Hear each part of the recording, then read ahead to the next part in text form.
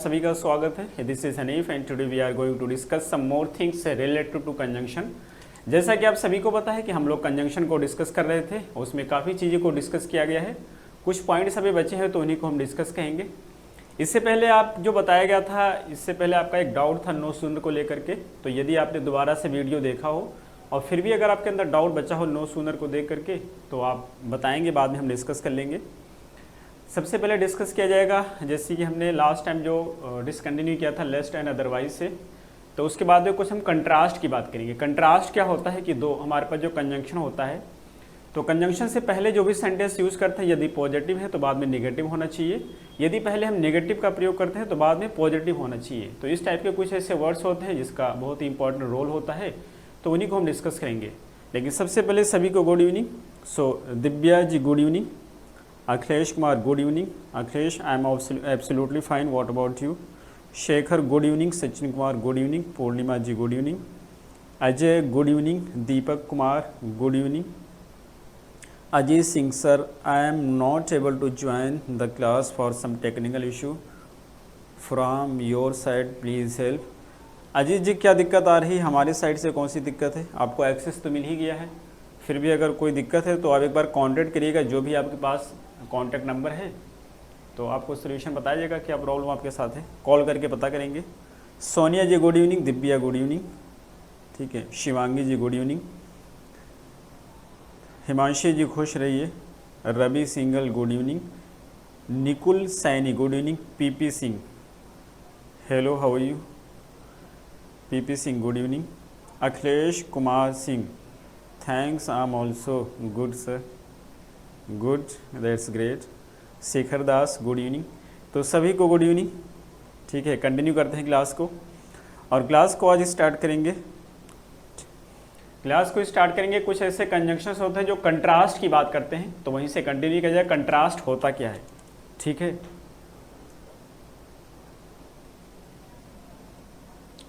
Vindhya ji good evening. Ajeet Singh good evening. Contrast,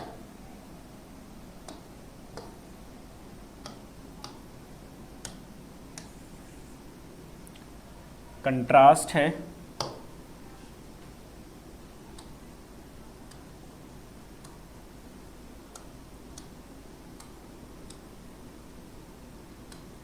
कुछ ऐसे conjunctions होते हैं जो कंट्रास्ट की बात करते हैं। कंट्रास्ट क्या होता है कि जो भी आइडिया होती है उसके अपोजिट में बोला जाएगा, तो उसी को हम कंट्रास्ट बोलते हैं।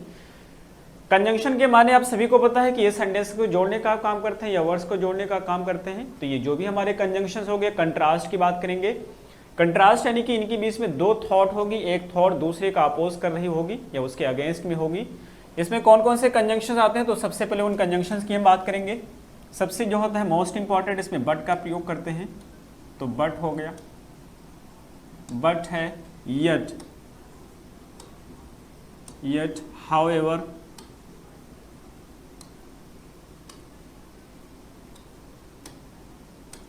हाउएवर, दो,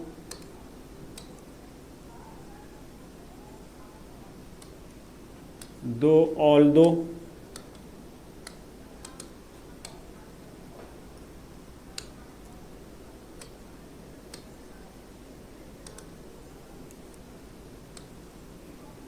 दो, ऑल्दो। ये कुछ ऐसे कंजंक्शंस हैं जो कंट्रास्ट की बात करते हैं। कंट्रास्ट का मतलब सबसे पहले समझेंगे क्या होगा। ये जैसे आपके कंजंक्शंस होंगे, दो सेंटेंस आपके पास होंगे, एक सेंटेंस इससे पहले लिखा होगा जिसको हम कह सकते हैं ये पहला सेंटेंस होगा, एक सेंटेंस को इसके बाद में लिखा जाएगा जो कि आपका दूसरा सेंटेंस हो जाएगा। जब भी हमें दोनों सेंटेंस को यूज करना होगा, यदि पहला वाला सेंटेंस आपका पॉजिटिव है यानी कि पॉजिटिव मीनिंग दे रहा है, और बाद वाला सेंटेंस भी आपका कैसा है, पॉजिटिव है, ये भी पॉजिटिव मीनिंग दे रहा है, तो ये सेंटेंस आपका रॉन्ग हो जाएगा। सेकंड है, यदि यहाँ पे पहला सेंटेंस आपका कैसा है, नेगेटिव है, यानी कि नेगेटिव मीनिंग दे रहा है, सेंस नेगेटिव है। दूसरा सेंटेंस है, ये भी आपका कैसा है, ये नेगेटिव मीनिंग दे रहा है, तो ये भी सेंटेंस आपका क्या हो जाएगा, रॉन्ग हो जाएगा। थर्ड है, यदि पहला सेंटेंस आपका कैसा है, पॉजिटिव है, लेकिन दूसरा सेंटेंस कैसा है, नेगेटिव है, यानी ये नेगेटिव मीनिंग दे रहा है, तो ये सेंटेंस आपका करेक्ट हो जाएगा। और अगले की बात करेंगे, यदि पहला सेंटेंस आपका नेगेटिव है लेकिन दूसरा सेंटेंस आपका कैसा है, पॉजिटिव है, तो ऐसी कंडीशन में भी ये सेंटेंस कैसा होगा, करेक्ट होगा। दैट मीन्स कि हमें सिंपली ये समझ आया कि जो भी सेंटेंसेस का हम प्रयोग करेंगे या तो हमारे दोनों सेंटेंस पॉजिटिव में है या तो दोनों सेंटेंस नेगेटिव में है। अगर ऐसा दिया गया है दोनों पॉजिटिव में या दोनों नेगेटिव में तो ये रॉन्ग हो जाएंगे। इनके साथ क्या होना चाहिए, एक सेंटेंस आपका पॉजिटिव में होगा, दूसरा सेंटेंस आपका नेगेटिव में होगा। कोई भी सेंटेंस आपका पॉजिटिव में हो सकता है और कोई भी नेगेटिव में हो सकता है। ठीक है। Shashi ji good evening, Nitya ji good evening, Shubham Kumar good evening, Shubham I am absolutely fine, Nikhil ji good evening, Ruhi good evening, Archana Tiwari good evening. तो ये आपको समझ आया होगा, आई होप एग्जाम्पल से ज़्यादा समझ आएगा। एग्जाम्पल की बात करते हैं। ठीक है, सेंटेंस लेते हैं।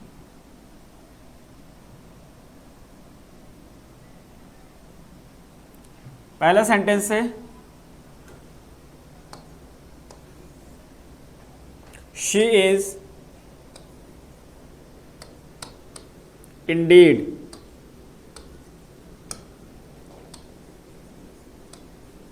Happy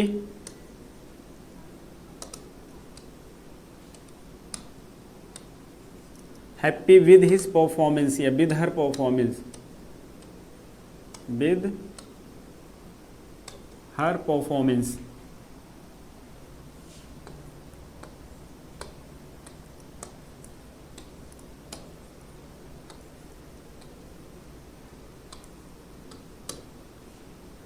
but she is going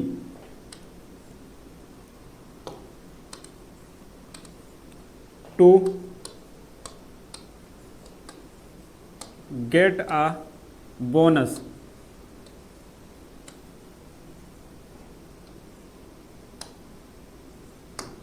sentence है she is indeed happy with her performance. वो अपने परफॉर्मेंस से सच में बहुत ज़्यादा खुश है लेकिन बोनस लेने जा रही है। दोनों सेंटेंस आपके कैसे हैं, पॉजिटिव हैं, तो ये सेंटेंस आपका रॉन्ग हो गया। इसको कैसे सही कर सकते हैं, या तो पहले वाले सेंटेंस को नेगेटिव कर दें या दूसरे वाले सेंटेंस को नेगेटिव कर दें, फिर ये सही हो जाएगा। तो हम क्या करेंगे, बट शी इज नॉट, यहाँ पे नॉट लगा दे रहे हैं, she is not going to get a bonus. वो अपनी परफॉर्मेंस से बहुत ज़्यादा खुश है लेकिन फिर भी बोनस लेने नहीं जा रही है। अब नेगेटिव हो गया, अब ये सेंटेंस आपका करेक्ट हो जाएगा। ठीक है। Tamanna Bano good evening, Suraj ji a lot of loves from my end to you.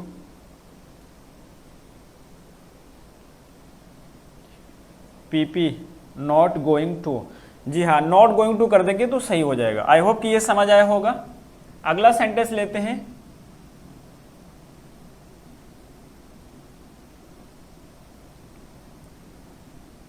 सारे सेंटेंस हटाते हैं, नए सेंटेंस लेंगे यहां से। रूल तो आपको समझ ही आ गया है। तो सेंटेंस है she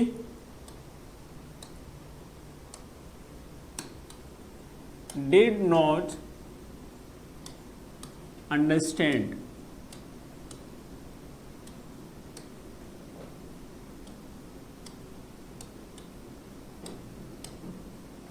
even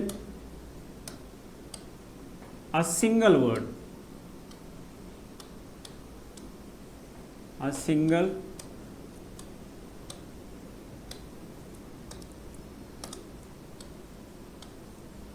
she did not understand even a single word, yet she did not smile.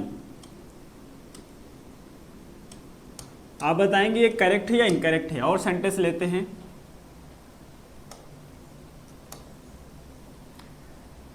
दो से लेते हैं।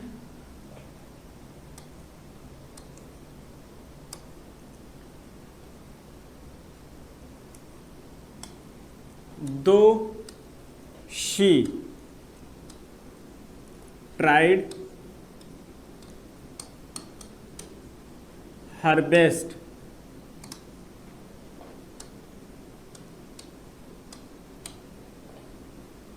yet, अच्छा येट लगाएंगे तब भी चलेगा, नहीं लगाएंगे तो कॉमा से भी चलेगा। पहले हम डिस्कस कर चुके हैं इसको। येट she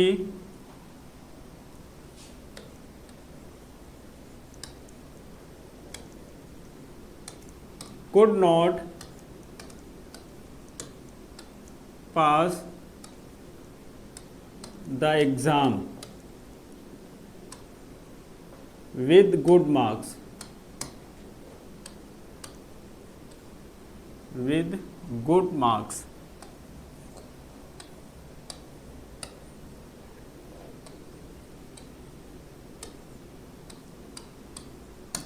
ठीक है, इस सेंटेंस को देखेंगे तो दो शी ट्राइड हर बेस्ट, अगर से उसने अपनी पूरी कोशिश किया, yet she could not pass the exam with good marks, फिर भी वो अच्छे नंबर से एग्जाम को पास नहीं कर सकी। तो ये सेंटेंस कैसा होगा? ये सेंटेंस आपका बिल्कुल सही होगा। फर्स्ट इनकरेक्ट है, सही क्या होगा? स्माइल से नहीं होगा प्रतीक जी, सही करेंगे, क्या बनेगा सही सेंटेंस? अर्चना तिवारी सर, बैंक और एसएससी की प्रिपरेशन एक साथ कर सकते हैं क्या? बिल्कुल कर सकते हो अर्चना जी, तैयारी बिल्कुल कर सकते हो, मेहनत थोड़ा अलग करना पड़ेगा क्योंकि दोनों के सिलेबस थोड़े अलग अलग होते हैं। ठीक है, हिमांशी जी, कैन नॉट नेगेटिव। तो पहला जो दूसरा सेंटेंस आपका है बिल्कुल सही है, लेकिन अगर पहले सेंटेंस की बात करें, she did not understand even a single word, वो एक सिंगल यानी कि एक शब्द भी नहीं समझ पाई, फिर भी उसने नहीं मुस्कुराया, तो ये गलत हो गया। बट शी स्माइल्ड, चूंकि ये पास्ट टेंस ऊपर वाला दे रखा है तो हमें पास्ट टेंस में यूज करना होगा, तो क्या बोलोगे? स्माइल्ड। आप लोग जो यूज कर रहे हैं वो स्माइल्स का प्रयोग करते हो, वो सही नहीं होगा क्योंकि ये पहला सेंटेंस हमारा पास्ट टेंस में है, तो बाद वाला भी हम पास्ट टेंस में ही यूज करेंगे, तो अब ये सेंटेंस सही हो जाएगा। आई होप कि आप सभी को समझ आ गया होगा, अगर फिर भी किसी को कोई डाउट है तो बोलेंगे। ठीक है, अगले पॉइंट पे चलते हैं।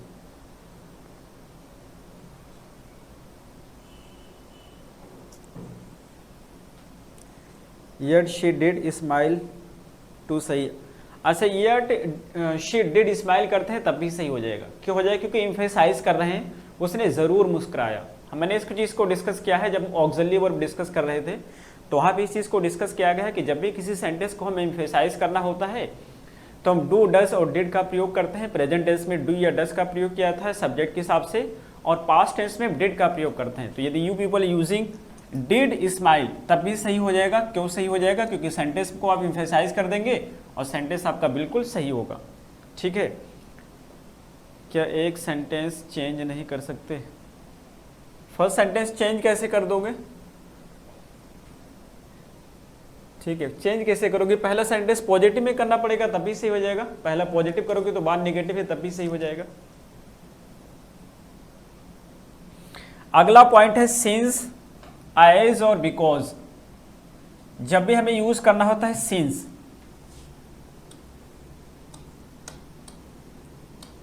सिंस, एज,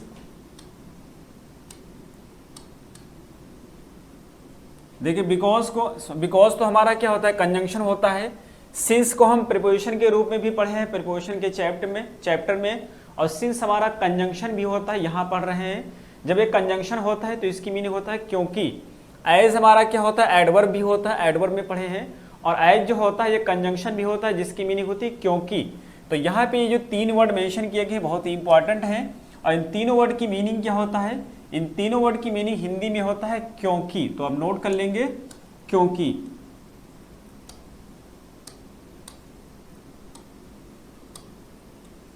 ठीक है, क्योंकि। पहला सेंटेंस जब भी हमें इनका प्रयोग करना होगा क्या, यानी कि हम सिंस प्रयोग करते हैं, सिंस यूज करते हैं, या फिर एज लिखते हैं, या फिर बिकॉज यूज करते हैं। तो इन सब के बाद में क्या होगा? इन सब के बाद में यदि हम यूज कर रहे हैं क्या, देयरफॉर,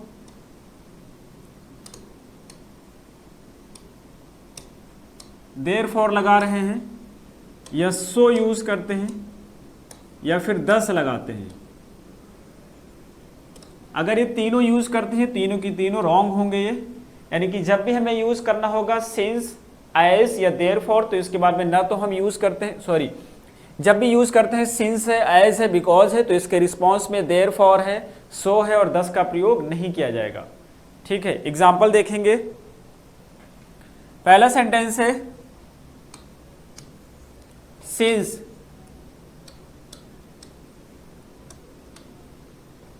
एज, बिकॉज, इसमें से कोई भी यूज कर सकते हैं। She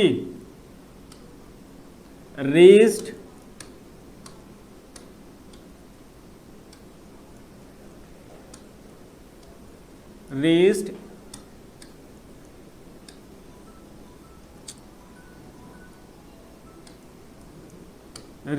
the examination hall, raised the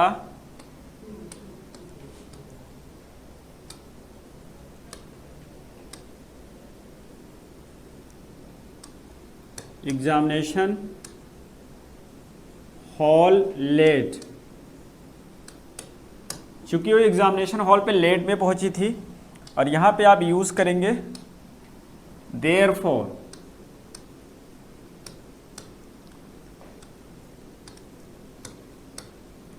therefore so she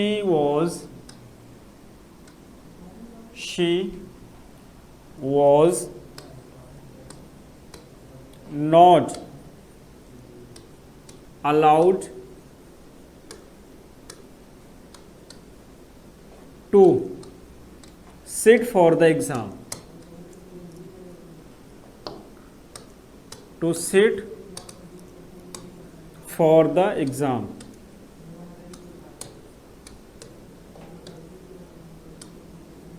ठीक है, इस तरह से यूज करेंगे। तो चूंकि इसमें से कोई भी एक यूज कर सकते हैं, सिंस है, एज है, बिकॉज है, कोई भी यूज कर सकते हैं। यहाँ पे देयरफॉर का यूज करना या सो का यूज करना रॉन्ग होगा, इसको अब हटा देंगे, फिर ये सही हो जाएगा। ठीक है, किसी को कोई डाउट होगा तो बोलेंगे।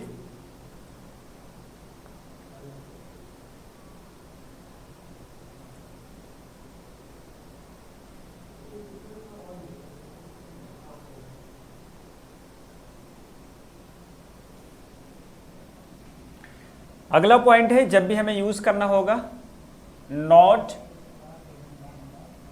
जब भी हम यूज करते हैं नॉट। अच्छा, सिंस का एक और भी पॉइंट होता है, सिंस को एक और डिस्कस कर लेते हैं। सिंस ये बहुत इंपॉर्टेंट है, एग्जाम में बहुत पूछा जाता है। ठीक है, तो अब देखेंगे जब भी हमें सिंस का यूज करना होगा, since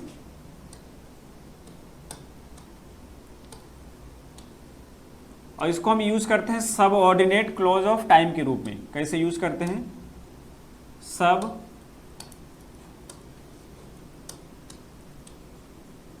ordinate clause of time. जब भी हमें सिंस को यूज करना है होता है सबऑर्डिनेट क्लॉज ऑफ टाइम के रूप में, तो इसका एक पर्टिकुलर स्ट्रक्चर होता है जिसको हम फॉलो करते हैं, और इसका स्ट्रक्चर क्या होता है? हम यूज करते हैं सिंस। सिंस से पहले कौन सा टेंस आता है? प्रेजेंट परफेक्ट टेंस आता है, तो यहां हम यूज करते हैं प्रेजेंट परफेक्ट टेंस।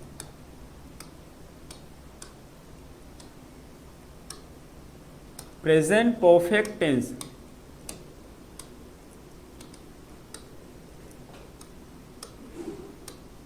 ठीक है, प्रेजेंट परफेक्ट टेंस होगा। और यहां पे हम यूज करेंगे simple past tense.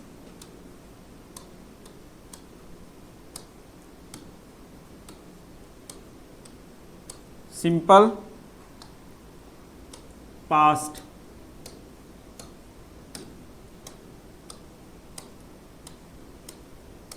Simple past tense use करेंगे, राइट। तो जब भी सिंस को हम यूज करते हैं सबऑर्डिनेट क्लॉज के रूप में, तो इससे पहले कौन सा टेंस आएगा? प्रेजेंट परफेक्ट टेंस का प्रयोग किया जाएगा, और इसके बाद हम सिंपल पास्ट का प्रयोग करते हैं। इसकी मीनिंग होती है तब से अब तक। यहाँ पे सिंस की मीनिंग क्या हो जाएगी? तब से अब तक। एग्जाम्पल से आपको ज्यादा समझ आएगा। जैसे कि पहला सेंटेंस है 8 हैज़ बीन 6 years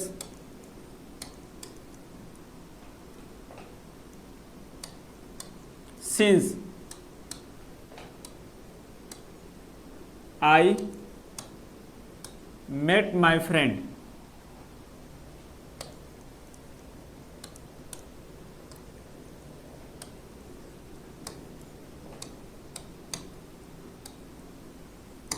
तो इसकी मीनिंग होती है कि मुझे अपने फ्रेंड से मिले 6 साल हो गए, या तब से अब तक के 6 साल हो गए हैं मैं अपने फ्रेंड से मिला हूं। तो ये जो कौन सा टेंस यूज किया गया है, प्रेजेंट परफेक्ट टेंस है। आप सभी को ऑक्सिलरी वर्ब में बताया गया है कि जब भी हम बीन की बात करते हैं तो जो बी होता है वर्ब का फर्स्ट फॉर्म होता है, वॉज वर्ब का सेकंड फॉर्म होता है, बीन वर्ब का थर्ड फॉर्म होता है। तो यहाँ पे ये बीन यूज किया गया है, वर्ब का थर्ड फॉर्म है, और ये हैज लगा हुआ है। चूंकि हैज या हैव का हम प्रयोग करते हैं प्रेजेंट परफेक्ट टेंस में, तो यहाँ पे हैज का प्रयोग किया गया है, प्लस वर्ब का थर्ड फॉर्म यूज किया गया है। तो ये आपका कौन सा हो गया, प्रेजेंट परफेक्ट टेंस हो गया। सिंस का यूज किया गया, सिंपल पास्ट का प्रयोग किया गया है। तो ये सेंटेंस आपका बिल्कुल करेक्ट है। आपके एग्जाम में कैसा सेंटेंस आएगा, सिंस का तो यहाँ पे प्रयोग करेंगे, बीच में सिंस आएगा, लेकिन इससे पहले ये सिंपल पास्ट यूज कर देंगे, या क्या करेंगे, सिंस के बाद वाला जो भी सेंटेंस होगा उसको यूज कर देंगे प्रेजेंट परफेक्ट टेंस में। यही दो मिस्टेक यहाँ से होती है। अगर ऐसा सेंटेंस यूज किया जाता है तो वो रॉन्ग हो जाएगा, राइट। इसके बाद में देखेंगे नॉट और नेवर के बारे में कुछ चीजें। तो अगला पॉइंट है not and never. Not and never,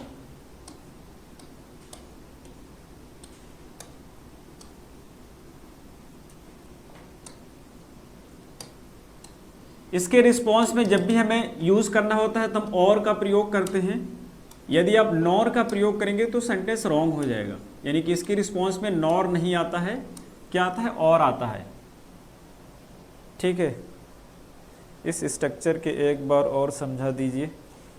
ठीक है बेबे जी, दोबारा से मैं ले लेता हूँ स्ट्रक्चर को।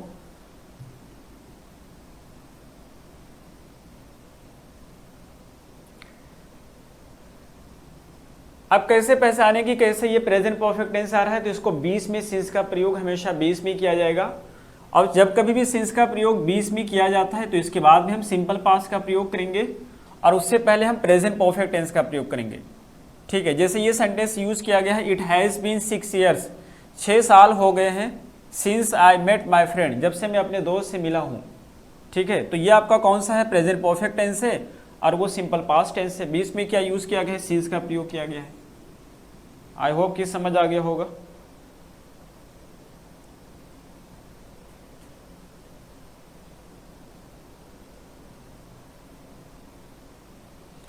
अगला हम जो बात करते हैं नॉट एंड नेवर। तो जब भी हमें नॉट एंड नेवर का प्रयोग करना होता है, इसके रिस्पॉन्स में हम और का प्रयोग करते हैं, नॉर का प्रयोग नहीं करते हैं। क्योंकि आप सभी को ऐसा लगेगा कि चूंकि नॉट एंड नेवर क्या है, एक नेगेटिव वर्ड है, तो इसके बाद में क्या यूज करेंगे, नॉर का प्रयोग करेंगे।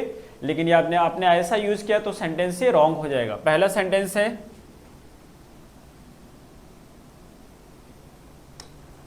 I have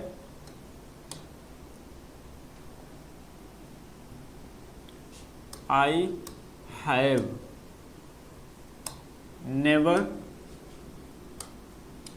seen him or talked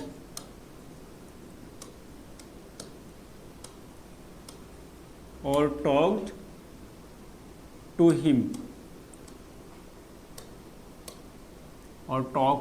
him न तो मैंने उसको कभी देखा है और ना ही मैंने उससे कभी बात किया है। Talk to him. आप बताएंगे इस सेंटेंस में क्या मिस्टेक है। ठीक है, इस सेंटेंस में क्या मिस्टेक है, एक बार रीड करके बताएंगे।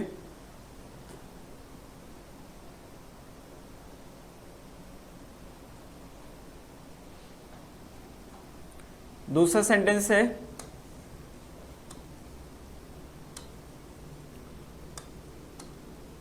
she has not invited me. She has not invited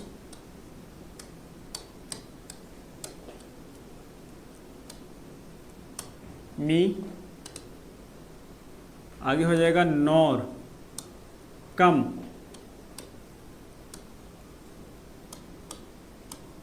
nor come to my home।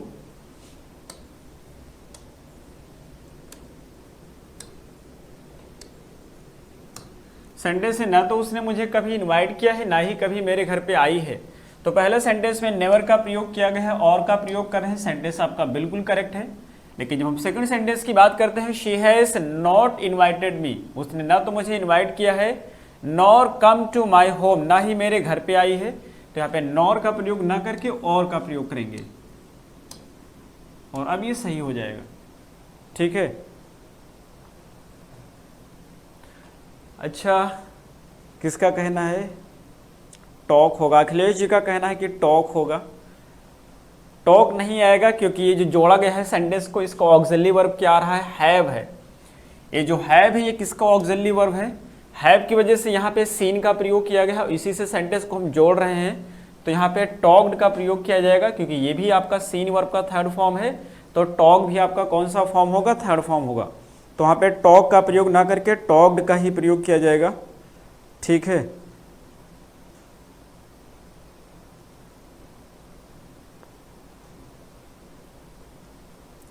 आगे नोट कर लेंगे। इफ की कंडीशन आपको बताई गई है, लेकिन एक इंपॉर्टेंट पॉइंट है, उसको दोबारा से आपको बता रहे हैं। जब भी हम इफ को यूज करते हैं तो इफ के बाद में क्या होता है? एक दूसरा सेंटेंस आता है, और अक्सर लोग क्या करते हैं, इफ के बाद में क्या यूज कर देते हैं? देन का प्रयोग कर देते हैं, देन का प्रयोग कर देते हैं। ठीक है, तो यदि आपने देन का प्रयोग किया तो ये रॉन्ग हो जाएगा। इफ के बाद में कभी भी देन का प्रयोग नहीं करते हैं, केवल कॉमा का प्रयोग किया जाता है। एग्जाम्पल से ज्यादा समझ आएगा। पहला सेंटेंस है if you get up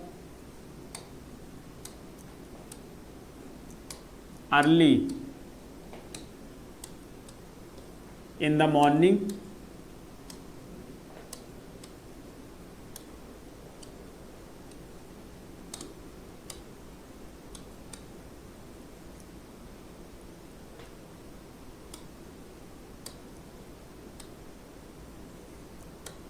if you get up early in the morning then you will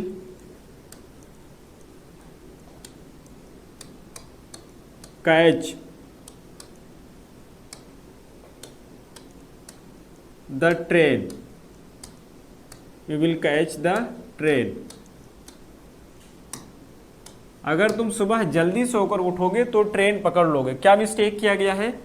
if का प्रयोग कर रहे हैं, उसके रिस्पॉन्स में देन का यूज करते हैं, रॉन्ग हो जाएगा। केवल कॉमा का प्रयोग करेंगे। लेकिन यही अगर इफ बीच में आ जाएगा, पहले सेंटेंस हम लिखते हैं कि you will catch the train if you get up early in the morning, तो ये भी सेंटेंस की मीनिंग दोनों की सेम होगी, लेकिन अब वहां पे कॉमा का प्रयोग नहीं किया जाएगा। ठीक है,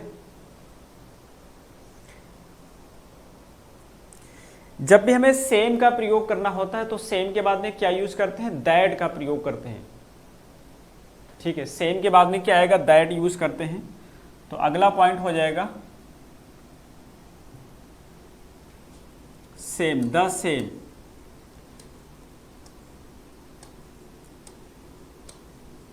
तो जब भी द सेम का प्रयोग किया जाएगा, इसके बाद में क्या आएगा? दैट आएगा। यदि आपने इसके बाद यूज किया है क्या? हु या फिर विच,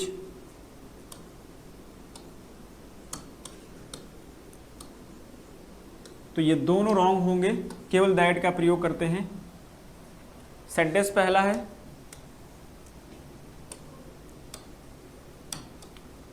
this is the same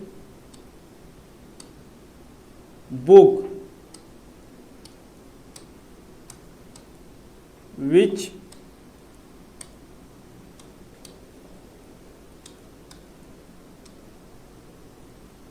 that I bought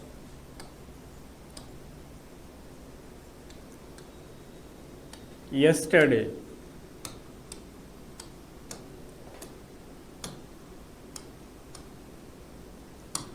एक दूसरा सेंटेंस है,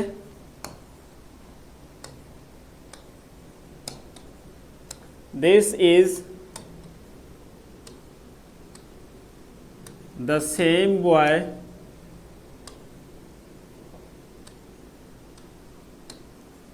who that called me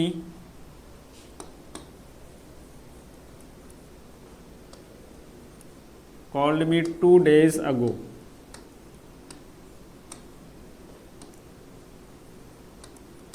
ठीक है, ये दो सेंटेंस से बताएंगे आंसर क्या होगा। रंजना एक बार फिर से रिपीट कर दीजिए। द सेम और सेम में कोई डिफरेंस है? द सेम द सेम और सेम में यही डिफरेंस है कि सेम में चीज़ों को स्पेसिफाई कर दे रहे हैं। ठीक है, जोर डाला जाता है कि वही चीज़ है, और केवल सेम यूज करते हैं तो उसके साथ ये रूल नहीं होता है, उसको ऐसे एडजेक्टिव की तरह यूज़ किया जाता है। लेकिन द सेम के बाद में हम एक रिलेटिव प्रोनाउन यूज़ करते हैं। यहाँ पे जो यूज़ किया गया है ये रिलेटिव प्रोनाउन है।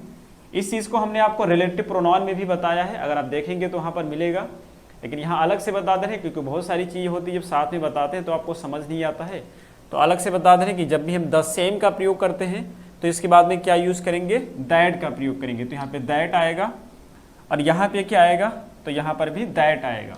यहाँ पे ऑब्जेक्टिव केस है और नीचे वाले में सब्जेक्टिव केस है।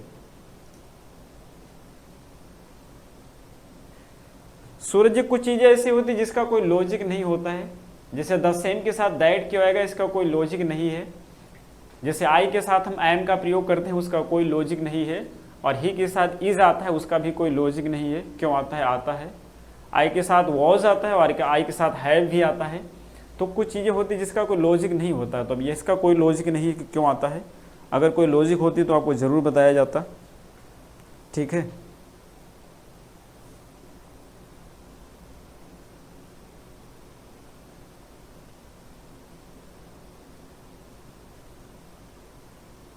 Second is incorrect because that are right.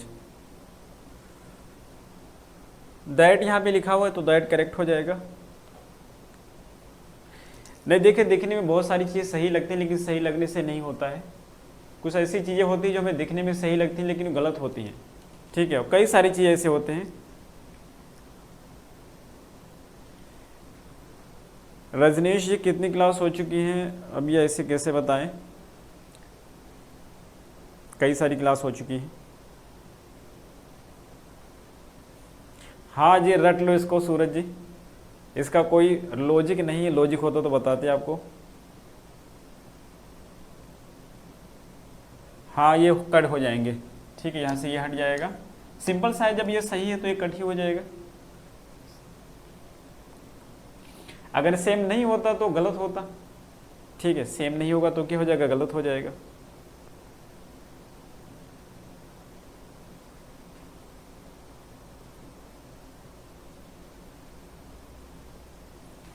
अगला है डाउट।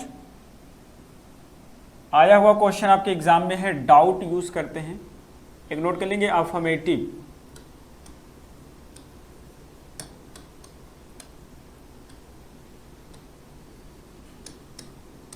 अफर्मेटिव, इसमें हम यूज करते हैं डाउट।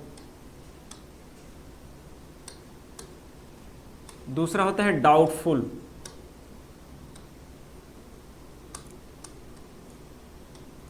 डाउट और डाउटफुल, इन दोनों के बाद क्या यूज किया जाएगा, तो इन दोनों के बाद यूज करते हैं या तो इफ का प्रयोग करेंगे या फिर वेदर का प्रयोग करेंगे।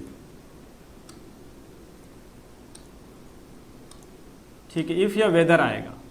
लेकिन अगर सेंटेंस आपका कैसा है, निगेटिव है, सेंटेंस आपका निगेटिव है या फिर इंटरोगेटिव है,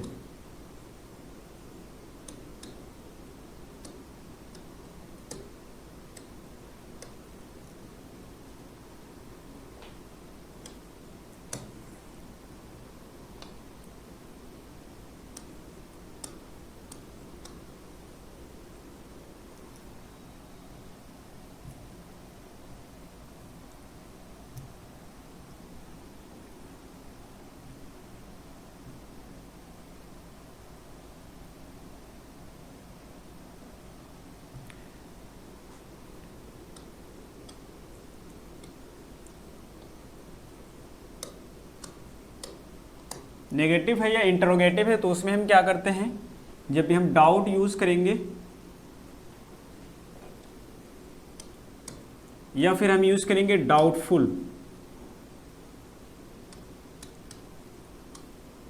तो इन दोनों के बाद क्या यूज करते हैं, दैट का प्रयोग करते हैं। ठीक है, इन दोनों के बाद क्या आएगा, दैट यूज किया जाएगा। सेंटेंस देखेंगे एक, पहला सेंटेंस है I doubt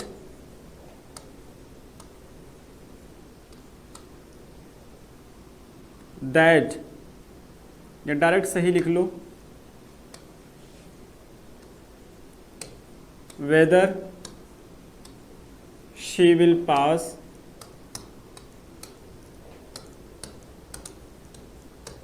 the exam this year.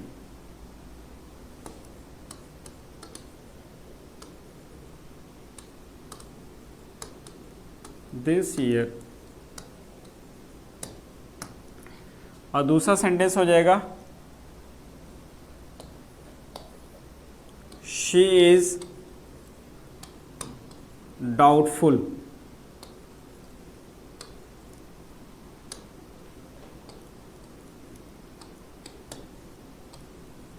That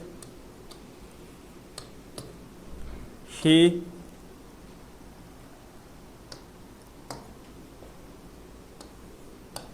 if he will answer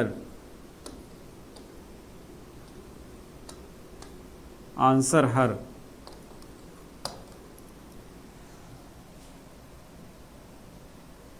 तो ये दोनों सेंटेंस आपके कैसे हैं, पहले सेंटेंस में पॉजिटिव सेंटेंस में वेदर का प्रयोग करना करेक्ट है, और सेकंड सेंटेंस आपका पॉजिटिव है तो यहाँ पर भी इफ़ का प्रयोग किया जाएगा, दैट नहीं आएगा।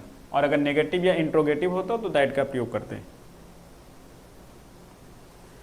हाँ, पेन कभी कभी खेलना शुरू कर देता है। This is the same book that I bought yesterday, बिल्कुल सही है रूही जी, ठीक है।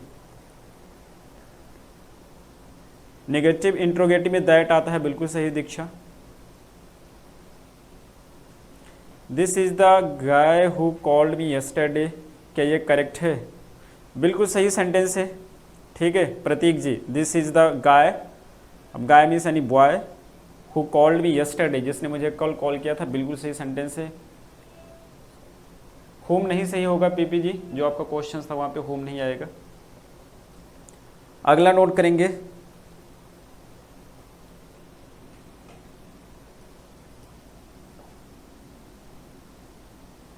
प्लीज साइड सर, साइड हो रहे हैं, नोट कर लो।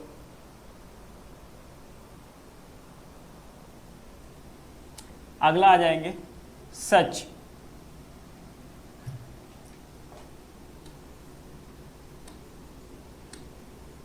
सच के बाद में एज यूज करते हैं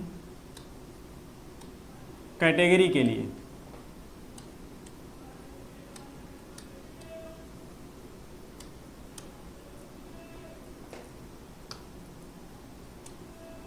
जब कैटेगरी डिस्क्राइब करना होता है, और दूसरा है सच के बाद में दैट यूज करते हैं जब इंटेंसिटी बताना होता है।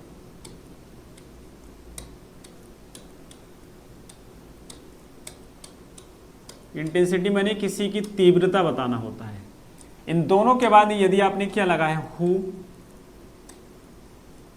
या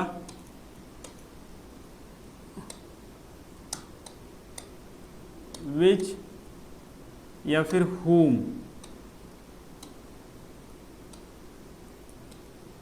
तो ये रॉन्ग होते हैं। पहला सेंटेंस है the teacher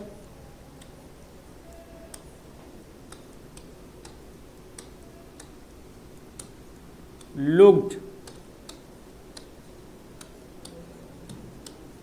at the girl in such anger,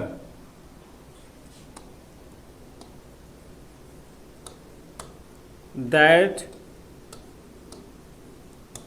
she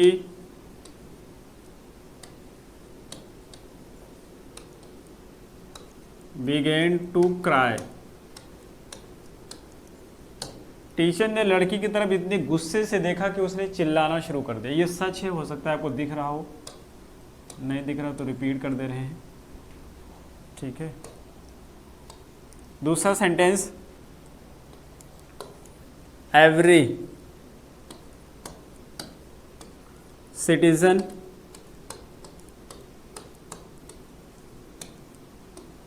should follow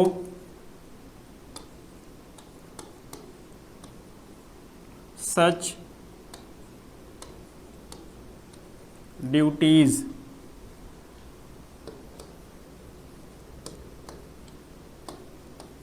as have been mentioned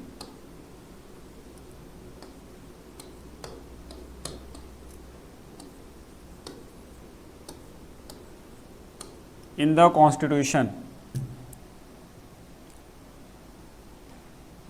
in the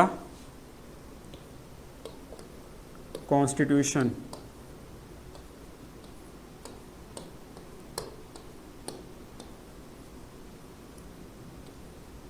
ठीक है, इन द कॉन्स्टिट्यूशन। तो यहाँ पे एज आएगा, कैटेगरी की बात कर रहे हैं, या दैट की बात आएगी क्योंकि इंटेंसिटी की बात कर रहे हैं। रोहित जी का कहना है कि this is the same boy that call me 2 days अगो, बिल्कुल सही है, ठीक है। तो इसमें एक कंडीशन और होती है, और वो कंडीशन होती है दैट की, कि दैट कहाँ पे यूज़ करते हैं। तो ये कंडीशन को हम नरेशन में डिस्कस करेंगे, यानी कि डायरेक्ट इनडायरेक्ट में। अब आपके जिसकी भी कोई डाउट हो पूछ सकते हैं, यहीं पे आपका चैप्टर ये कंप्लीट होता है। तो जो भी आपके डाउट हो किसी भी चैप्टर को लेकर के आपने रिवाइज किया हो, so you people can ask. अगर सेंटेंस की मीनिंग नहीं पता है तो इनका यूज़ कैसे करेंगे। अगर मीनिंग नहीं पता है तो वहाँ पे थोड़ी डिफ़िकल्टी होगी सोनिया जी, लेकिन मीनिंग पता होना कहीं कहीं पे ज़रूरी हो जाता है। जैसे हम कंट्रास्ट की बात करते हैं, तो जब कंट्रास्ट की तभी हम मीनिंग कर पाएंगे, उसको सही कर पाएंगे जब आपको उसका मीनिंग पता होगा। आज आपको मीनिंग पता ही नहीं तो कंट्रास्ट वाले सेंटेंस कैसे यूज़ करेंगे, नहीं कर पाएंगे। ऐसे टाइम में ये भी सेंटेंस है, यहाँ पे आपको मीनिंग होना पता होना ज़रूरी होता है। वैसे आपका 80% ग्रामर ऐसे होता है जहाँ पे मीनिंग नहीं पता है फिर भी कर ले जाएंगे, लेकिन कुछ कंडीशंस में मीनिंग पता होना ज़रूरी होता है, उसमें से ये कंडीशंस हैं। तो इस वजह से आप रीडिंग भी करेंगे, रीडिंग करने से कई सारे फ़ायदे होंगे और मीनिंग भी आपको समझ आ जाएगा। डाउट्स और किसी के कोई है?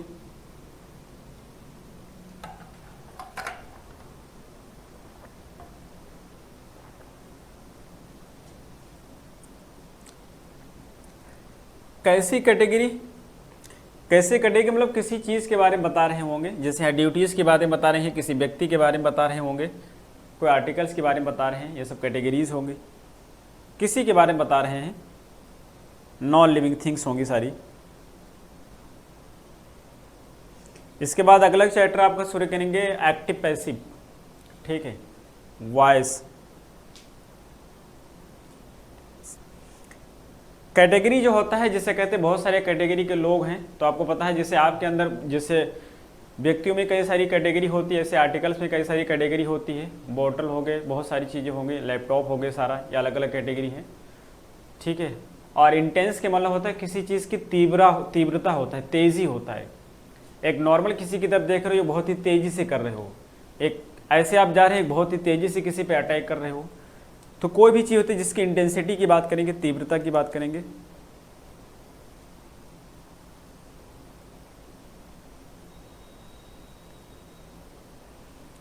आरू जी का कहना है कि मैं जॉब कर रही हूँ, इस वजह से प्रॉपर क्लास अटेंड नहीं कर पा रही हूँ, बेसिक क्लियर नहीं हो रहा है। आरू जी आप सारे क्लासेस को अटेंड करिएगा, ठीक है। और भी चैप्टर्स मैंने पढ़ा दिया है, जैसे नाउन के चैप्टर से शुरू करेंगे तो आपको समझ आएगा ज़रूर, ठीक है। चैप्टर वाइज पढ़िए, पहले चैप्टर वाइज पढ़िए, उसका प्रॉपर नोट्स बनाइए, और उसके बाद में कोई भी बुक लेकर के पढ़ेंगे आपको ज़रूर समझ आएगा। कोई भी व्यक्ति अगर आप चैप्टर वाइज चीज़ों को पढ़ेंगे तो आपको ऐसा लगेगा नहीं कि आपको समझ नहीं आ रहा है। बस आपको करना क्या है, कहीं से भी स्टार्ट करेंगे, प्रॉपर तरीके से उसका नोट्स बनाएंगे अपने हैंड राइटिंग में। नोट्स बनाने के बाद में उसको आप रिवाइज करेंगे एक बार। फिर कोई भी बुक आपके पास है, मैं कोई पर्टिकुलर बुक की बात नहीं कर रहा हूँ, आप पूछते हो तो मैं बता देता हूँ ऑब्जेक्टिव इंग्लिश। बाकी कोई भी XYZ जो भी बुक आपके पास है उससे लेकर के चैप्टर वाइज प्रैक्टिस कर लोगे। 2-3 बार उस बुक को चैप्टर वाइज सॉल्व करोगे, फिर डायरेक्ट आ जाओगे प्रीवियस ईयर के पेपर पे। आप देखोगे आपके अंदर कॉन्फिडेंस आएगा और आप चीज़ों को सॉल्व कर पाओगे। सबसे पहले सारे चैप्टर को आप चैप्टर वाइज पढ़ना है। उसका जो ग्रामर का नोट्स मैं आपको बनवा रहा हूँ, ये जो नोट करा रहा हूँ ये सफिशिएंट है, बाकी किसी बुक की ज़रूरत नहीं है। तो बुक उठाएंगे आप और उसके बाद में चैप्टर वाइज प्रैक्टिस कर डालेंगे, फिर प्रीवियस ईयर के पेपर को लगाएंगे। और सभी के लिए चीज़ें हैं, किसी एक के लिए नहीं, सभी लोग इसी चीज़ को फॉलो करेंगे। कुछ दिनों में आप खुद ही देखेंगे काफ़ी इंप्रूवमेंट आपके इंग्लिश में आ रहा है।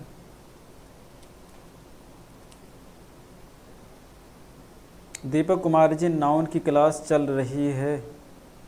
नाउन की क्लास हो चुकी है।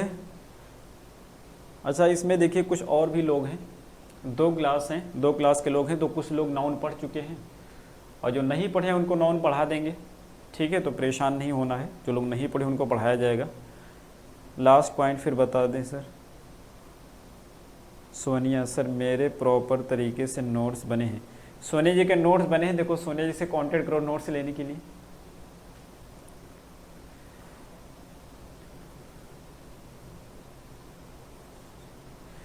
शुभम जी का कहना है कि मैंने स्पॉटिंग एरर वाले क्लास को फिर से देखा, ऑलमोस्ट सारे क्वेश्चन सॉल्व हो गए। Thanks all lots for the enlightenment in English. Thanks dear. देखिए जो चीज़ें पढ़ाया गया है, जो आप प्रीवियस ईयर की पेपर लगाएंगे तो अभी आपको भले ही लगे कि आपको कैसा पढ़ाया गया, लेकिन जो चीज़ें मैं पढ़ाता हूँ एकदम एग्जाम ओरिएंटेड पढ़ाता हूँ। फर्जी की चीज़ें हम यहाँ पे बिल्कुल डिस्कस ही नहीं करते हैं, लेकिन ये आपको तब समझ आएगा कि क्वालिटी क्या है जो आप प्रीवियस ईयर पेपर लगाओगे। कोई भी प्रीवियस ईयर का पेपर उठाकर उसको सॉल्व करिए, आप देखिए कि जो चीज़ें आपको पढ़ाया गया है ये वही चीज़ है जो आपके एग्जाम में आते हैं। अननेसेसरी चीज़ को हम डिस्कस ही नहीं करते हैं। ऐसा क्यों करते हैं? क्योंकि एक्सपीरियंस से पढ़ाते पढ़े चीज़ों को पता है क्या आता है क्या नहीं आता है। रवि प्रकाश वर्मा, सर आज जो आपने पढ़ाया है वो रिकॉर्डेड मिलेगा? ये सारा रिकॉर्ड हो जाता है, ये सारा बाद में देख सकते हो। लाइव क्लास होने के बाद में उसमें ऑप्शन आता है रिकॉर्डेड का, वहाँ मिल जाएगा, वहाँ देख सकते हैं आप। ठीक है। सचिन जी कहना है कि वर्ड्सवर्थ और मिल्टन। सचिन जी अभी जो है संडे के बाद से आपकी क्लास में देखो करता हूँ कुछ, संडे तक के और समय दीजिए, फिर लिटरेचर में कंटिन्यू करता हूँ। ठीक है सचिन जी, उसके बाद हम करते हैं। हिमांशी कहना है कि फर्नीचर हो गया, वर्क है, एडवाइस है, हेयर है, इन्फॉर्मेशन है, ज्वेलरी है, में नाउन वर्ब क्या आता है? तो चलो मैं इसको डिस्कस कर लेता हूँ हिमांशी जी। जैसे इनका क्वेश्चन है तो मैं पूरा लेता हूँ। जब भी आप बात करते हैं सीनरी, नाउन का क्वेश्चन है scenery,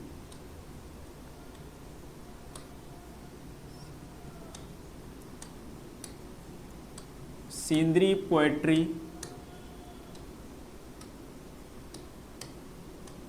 luggage, furniture,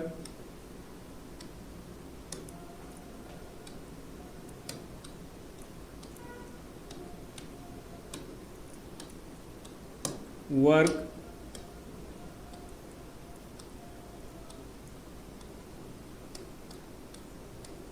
advice,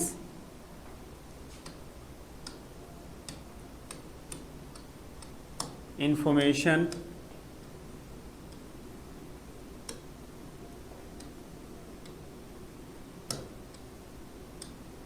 jewellery,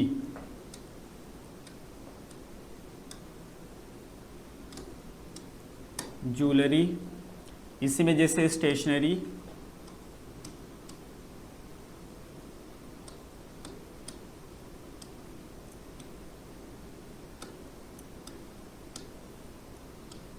stationery, ये ई है, इसको ध्यान रखिएगा, मैं दोबारा से नोट कर दे रहा हूँ।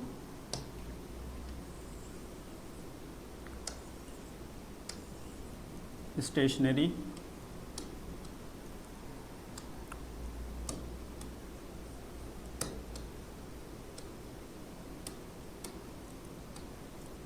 स्टेशनरी हो गया। और इसी में यूज करते हैं हेयर,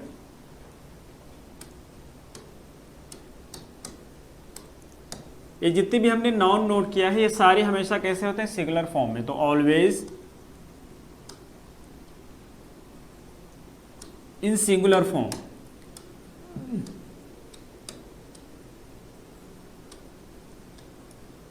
सिंगुलर फॉर्म, और जो वर्ब होगा वो भी singular with singular verb.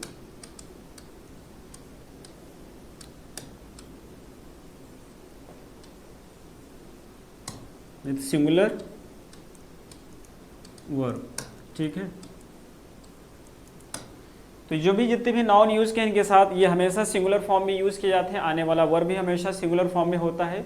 Reason ये होता है ये सारे के सारे नाउन अनकाउंटेबल होते हैं, और जो चीज़ अनकाउंटेबल होती है उसका प्लूरल कभी बना ही नहीं सकते। जैसे वाटर होता है पानी, अब पानी ये नहीं होता है, ठीक है। तो कुछ ऐसी चीज़ें होती हैं जिसको हम गिन नहीं सकते, और जो भी चीज़ हम गिन नहीं सकते उसका प्लूरल नहीं होता है। तो ये सारे नाउन अनकाउंटेबल होते हैं, और अनकाउंटेबल होने की वजह से ये हमेशा सिंगुलर फॉर्म में होते हैं। और चूंकि जब नाउन हमेशा सिंगुलर फॉर्म में होगा तो आने वाला वर्ब कैसा होगा, सिंगुलर फॉर्म में होगा। तो वर्ब भी कैसा होता है, सिंगुलर होता है। हिमांशी जी कहा है कि प्रोसीड्स कॉन्ग्रेचुलेशन सराउंडिंग्स, इसके साथ प्लूरल हो जाएगा, ठीक है Himanshi ji. Trousers, pants, jeans, shirts, goggles, glasses, इनके साथ भी वर्ब प्लूरल हो जाएगा, ठीक है।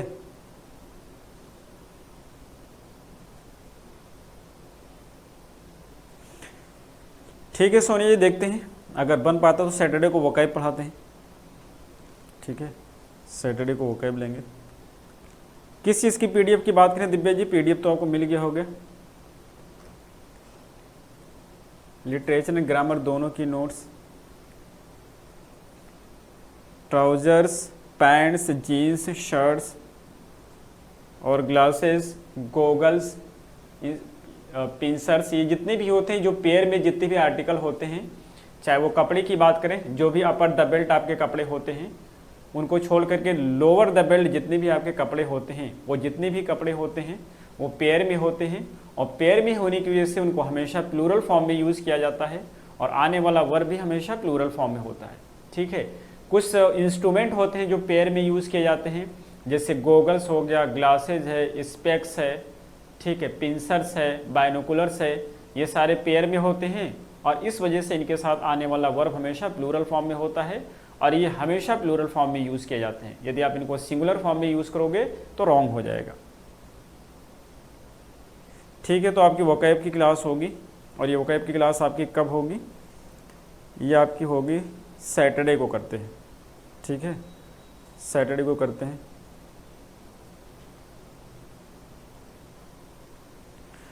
अखिलेश जी, जब इनको हम लॉट ऑफ के साथ यूज़ करते हैं, पीसेस का साथ यूज़ करते हैं, तो जो लॉट यूज़ करते हैं उसी को प्लूरल कर लेते हैं, पीसेस को प्लूरल कर लेते हैं, लेकिन इनको प्लूरल नहीं बनाएंगे।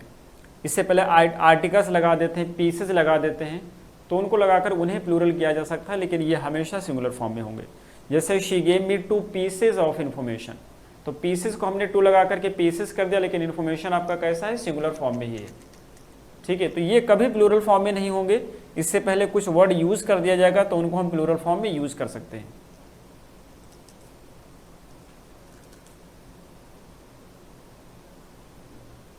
दीपक जी, हाँ मैंने टेंस पढ़ा दिया है, ठीक है। टेंस आप रिवाइज कर लीजिए, टेंस आपका हो चुका है, ठीक है। और टेंस काफ़ी इंपॉर्टेंट होता है तो उसको अब डिस्कस किया गया है। टेंस पढ़ेंगे तो उससे जहाँ से भी क्वेश्चंस आपके एग्जाम में आ सकते हैं वो सारी चीज़ों को हमने डिस्कस किया है, ठीक है। उसमें ऐसा कुछ नहीं बच्चा मिलेगा आपको। तो आई थिंक कि आपका कोई डाउट नहीं है, ये मैं क्लास को ख़त्म करते हैं, अगर किसी का कोई डाउट ना हो तो।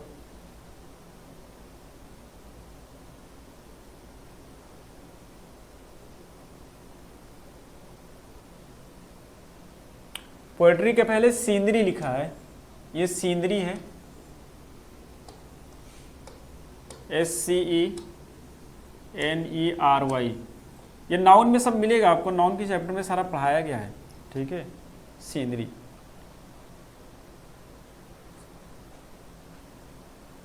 नहीं नाउन की क्लास कहाँ चल रही है, नाउन की क्लास में ले चुका हूँ, बाकी जिसका छूटा हुआ है उनका फिर से पढ़ा दिया जाएगा, ठीक है। सो यहीं पे रखते हैं, आज की क्लास यहीं पे एंड होगी। अगली क्लास में आप मिलेंगे यानी कि कल। तो कल की क्लास में हम लोग डिस्कस करेंगे क्या, कल की क्लास में डिस्कस किया जाएगा एक्टिव पैसिव, ठीक है। एक्टिव पैसिव को पढ़ने के लिए सबसे पहले ज़रूरी है कि आपको टेंस पता होना चाहिए कि टेंस के हिसाब से उसको हम चेंज करते हैं। तो आप टेंस को एक बार रिवाइज कर लेंगे, आपने नोट्स बना रखा है और कल हम एक्टिव पैसिव को डिस्कस करेंगे, ठीक है।